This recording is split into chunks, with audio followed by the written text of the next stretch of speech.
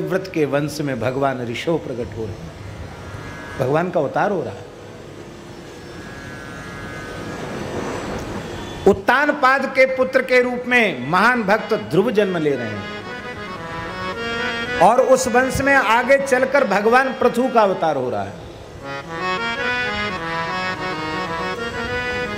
कितना पवित्र वंश है।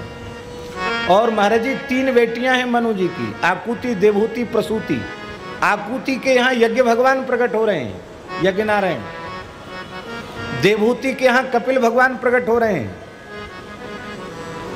और प्रसूति के यहाँ साक्षात नर नारायण भगवान प्रकट हो रहे हैं। प्रसूति की जो 16 कन्याएं हैं उनमें 13 कन्याएं धर्म से विवाही गई हैं और मूर्ति के गर्भ से भगवान नर नारायण प्रकट हो रहे हैं। तीनों बेटियों के वंश में भगवान अवतार ले रहे हैं। फिर ऐसा निष्काम तपस्वी महामानव मनु,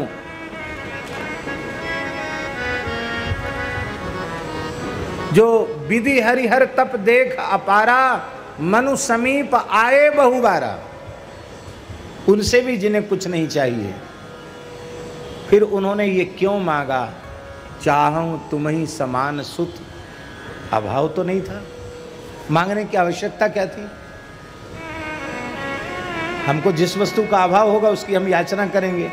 और भरा पूरा कुटुंब खानदान और इतने अवतारों की अवतारों की जमात, अवतारों की जमात उनके पुत्रों के वंश में, दौहित्रों के वंश में अवतारों की जमात है महाराज। तो भगवान को भी पुत्र रूप में पुनः अवतरित होने के लिए याचना करने की क्या आवश्यकता थी। दास को ऐसा लगता है कि मनु जी ने अपने मन में विचार किया कि जिनकी मधुर वाणी ने इतना अद्भुत चमत्कार दिखाया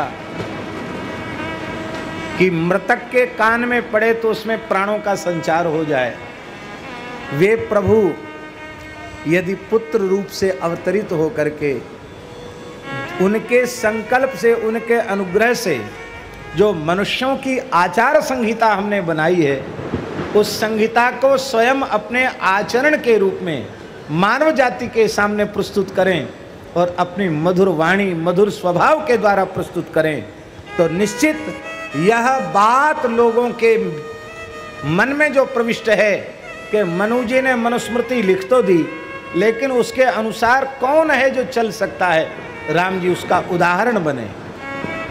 इसलिए चाहूं तुम्हीं समान सुत।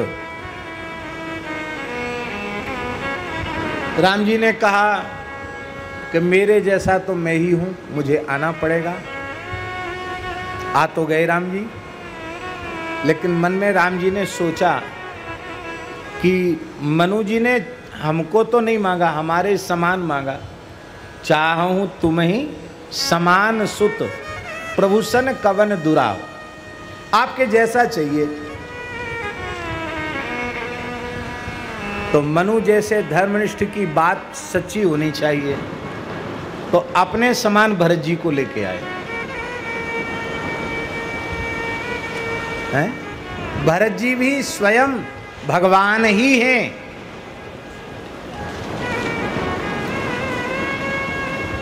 एक रूप से प्रेमी बने हैं और दूसरे रूप से प्रेमास्पद बने हैं, क्योंकि भरत जी का परिचय गोस्वामी जी के शब्दों में क्या है।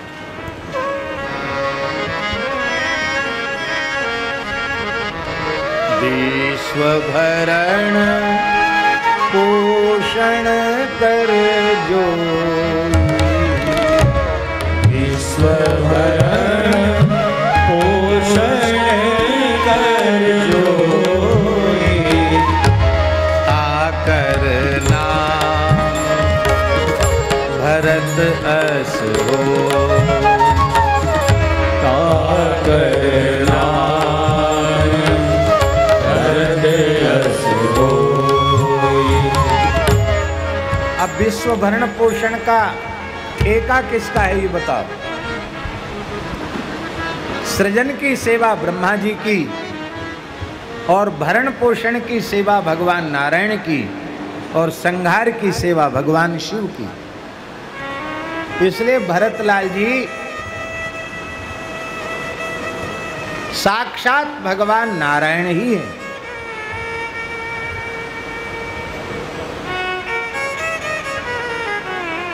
साक्षात भगवान है श्री भरतलाल जी महाराज, अलग नहीं है। इसलिए